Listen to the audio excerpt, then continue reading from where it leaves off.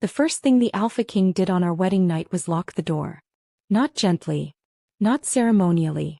He slammed the iron bolt into place so hard the torches rattled. That's when I knew the rumors were true. I backed away until my spine met cold stone. My hands shook so badly I had to grip my sleeves to stop them. Every story I'd ever heard about him rushed back all at once.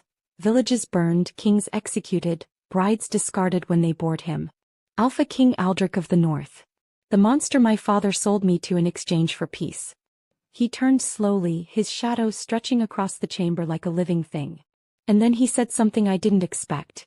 "Do not scream," he said. "The walls listen." That was the moment fear became confusion. I had been chosen 3 weeks earlier. Not because I was beautiful. Not because I was clever. Because I was expendable. My father needed to end a war he could not win. The Alpha King demanded a bride.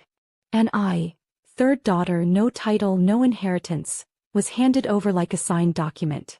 "Be obedient," my mother whispered as they dressed me. "Kings do not love." The bells rang. The vows were spoken. The crown was placed on my head. And the Alpha King never once smiled. Now, alone with him, my heart pounded so loudly I was sure he could hear it. "You may sit," he said, gesturing to the bed. I didn't move. His jaw tightened, not with anger but with something sharper.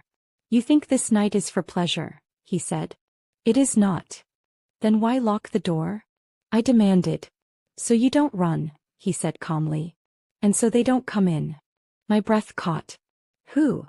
He crossed the room, not toward me but toward the window. He pulled the curtain aside just enough for me to see the courtyard below. Shadows moved where guards should have been. "Your father's men," he said. "Dressed as mine." My blood turned to ice. "They're here to kill you," I whispered. "Yes." "And after?" He looked at me then. Fully. Carefully. "They were ordered to kill me after I dishonor you." The words landed like a blade. "So the South can claim I broke the treaty," he continued. "And reclaim you as a victim. A cause. A reason to march north." My knees gave out. I sank onto the bed.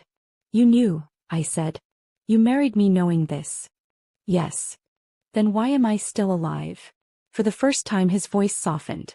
"Because I will not let them use you." The attack came before midnight. Steel crashed against the door. Someone screamed. Aldrich moved instantly, hand on sword, body between me and the entrance. "Hide," he ordered.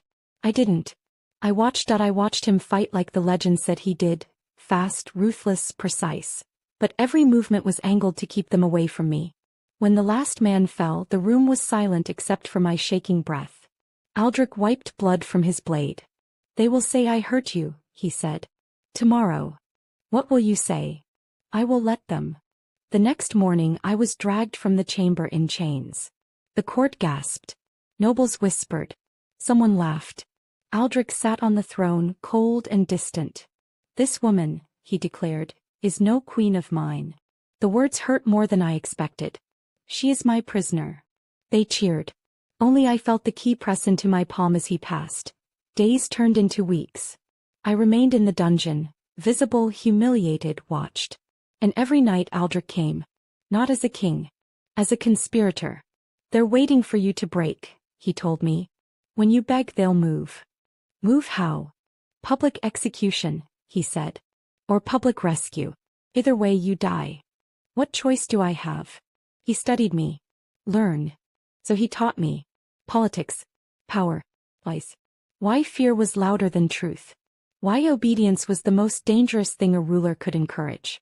"You were trained to be helpless," he said one night. "That doesn't mean you are." When my father finally marched north, the court panicked. "Run," they begged Aldrich. "Save yourself." He didn't. Instead he summoned the court. And shattered the board. He broke my chains himself. Then he knelt. "I was forced to marry a pawn," he said. "Instead I found a queen." The silence was absolute. "My wife was never my weakness," he continued.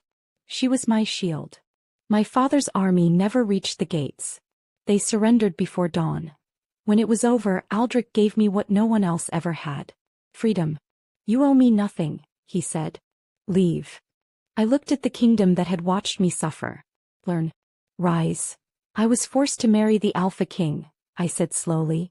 But on our wedding night he chose to protect me. And this time I chose him back.